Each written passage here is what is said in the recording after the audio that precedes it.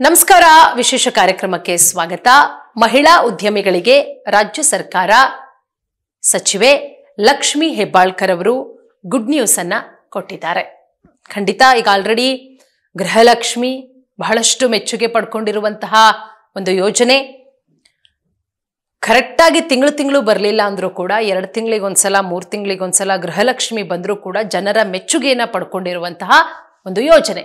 ಎಷ್ಟೋ ಹೆಣ್ಣು ಮಕ್ಕಳಿಗೆ ಈ ಗೃಹಲಕ್ಷ್ಮಿ ದಾರಿದೀಪ ಆಗಿದೆ ಅಂತಾನೆ ಹೇಳಬಹುದು. ಎಷ್ಟೋ ಹೆಣ್ಣು ಮಕ್ಕಳು 1 ತಿಂಗಳು ಆ 2,000 ರೂಪಾಯಿ ದುಡ್ಡಲ್ಲಿ ಇಡೀ ಸಂಸಾರವನ್ನ ನಡೆಸ್ತಾ ಇದ್ದಾರೆ. ಅದರಲ್ಲಿ 2 ಮಾತಿಲ್ಲ. ಎಷ್ಟೋ ಜನ ಹಳ್ಳಿಯಲ್ಲಿ ಹೆಣ್ಣು ಮಕ್ಕಳು ವಾಸ ಮಾಡುವಂತ ಹೆಣ್ಣು ಮಕ್ಕಳು ಪ್ರತಿ ತಿಂಗಳ ಒಂದು ಖರ್ಚಿಗೆ 2,000 ರೂಪಾಯಿ ಬಳಸ್ತಾ ಇದ್ದಾರೆ. ಅದರ ಜೊತೆಗೆ ಯಾವುದಾದ್ರೂ ಒಂದು ಸಣ್ಣ ಉದ್ಯಮಗಳನ್ನ ಮಾಡ್ತಾ ಇದ್ದಾರೆ. ಸಿದ್ದರಾಮಯ್ಯ ಅವರ ಫೋಟೋವನ್ನ ಇಟ್ಟು ಪೂಜೆ ಮಾಡ್ತಾ ಇದ್ದಾರೆ. ಖಂಡಿತ ಒಳ್ಳೆ ಯೋಜನೆ ಇದು. ನಾವು ಯೋಜನೆ ಸರಿಯಾಗಿಲ್ಲ ಅಂತ ಹೇಳಿ ಸ್ಪೀಡ್ ನ್ಯೂಸ್ ಕನ್ನಡ ಕೂಡ ಯಾವತ್ತೂ ಹೇಳಿಲ್ಲ, ನಾನು ಕೂಡ ಹೇಳಿಲ್ಲ. ಆದರೆ ಆ ಯೋಜನೆ ರಾಜ್ಯದ ಹೆಣ್ಣು ಮಕ್ಕಳಿಗೆ, ಮನೆಯ ಯಜಮಾನಿಯರಿಗೆ ಸರಿಯಾದಂಥ ಸಮಯಕ್ಕೆ ತಲುಪ್ತಾ ಇಲ್ಲ. ಆ ಸರಿಯಾದಂಥ ಸಮಯಕ್ಕೆ ತಲುಪುವುದಾಗಬೇಕು ಅನ್ನೋದಷ್ಟೇ ನಾವು ಹೇಳ್ತಾ ಇರೋದು. ಯೋಜನೆ ತುಂಬಾ ಚೆನ್ನಾಗಿದೆ, ಅದ್ಭುತವಾದಂತಹ ಯೋಜನೆ ಗೃಹಲಕ್ಷ್ಮಿ. ಆದ್ರೆ ಕರೆಕ್ಟ್ ಆದಂತ ತಿಂಗಳು ತಲುಪಿಟ್ರೆ ಇದೆಯಲ್ಲ, ಅದು ಇನ್ನೂ ಕೂಡ ಒಳ್ಳೇದಾಗುತ್ತೆ. ನಾವು ಸರ್ಕಾರವನ್ನ ಇನ್ನೂ ಕೂಡ ಅಪ್ರಿಶಿಯೇಟ್ ಮಾಡ್ತೀವಿ. ನೋಡಿ, ಒಂದೊಂದು ವಿಚಾರಕ್ಕೆ ನಾವು ಸರ್ಕಾರವನ್ನ ದೂಷಿಸ್ತೀವಿ, ಬಟ್ ಒಂದೊಂದು ವಿಚಾರ ತಪ್ಪಿದ್ದಾಗ ತಪ್ಪು ಅಂತ ಹೇಳಲೇಬೇಕು. ಒಂದು ಮಾಧ್ಯಮ ಆಗಿ ಸರಿ ಇದ್ದಾಗ ಸರಿ ಅಂತ ಹೊಗಳಲೇಬೇಕು. ನೋಡಿ, ಈಗ ಲಕ್ಷ್ಮಿ ಹೆಬ್ಬಾಳ್ಕರ್ ಅವರು ಒಂದು ಗುಡ್ ನ್ಯೂಸ್ ಕೊಟ್ಟಿದ್ದಾರೆ ಮಹಿಳಾ ಉದ್ಯಮಿಗಳಿಗೆ. ಏನಪ್ಪಾ ಅಂದ್ರೆ ಕಡಿಮೆ ಬಡ್ಡಿಗೆ ಸಾಲ.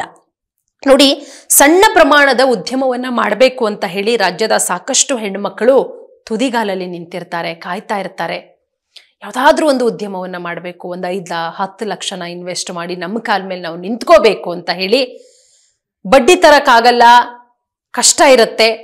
ಇಂಥ ಸಂದರ್ಭದಲ್ಲಿ ಏನ್ ಮಾಡಬೇಕು ಅಂತ ಹೇಳಿದ್ರೆ, ಸರ್ಕಾರದ ವತಿಯಿಂದ ಕಡಿಮೆ ಬಡ್ಡಿ ದರದಲ್ಲಿ ಸಾಲ ಸೌಲಭ್ಯಗಳನ್ನ ಕೊಟ್ಟಾಗ ಹೆಣ್ಣು ಮಕ್ಕಳು ಮತ್ತಷ್ಟು ಸ್ವಾವಲಂಬಿಗಳಾಗ್ತಾರೆ. ಇದೇ ನಿಟ್ಟಿನಲ್ಲಿ ಬೆಂಬಲ ಕೊಡಲಾಗುತ್ತೆ ಸಣ್ಣ ಪ್ರಮಾಣದ ಉದ್ಯಮಗಳನ್ನ ಸ್ಥಾಪನೆ ಮಾಡೋದಕ್ಕೆ ಅಂತ ಹೇಳಿ ಮಹಿಳಾ ಮತ್ತು ಮಕ್ಕಳ ಅಭಿವೃದ್ಧಿ ಸಚಿವೆಯಾಗಿರುವಂತಹ ಲಕ್ಷ್ಮಿ ಹೆಬ್ಬಾಳ್ಕರ್ ಅವರು ಭರವಸೆಯನ್ನ ಕೊಟ್ಟಿದ್ದಾರೆ.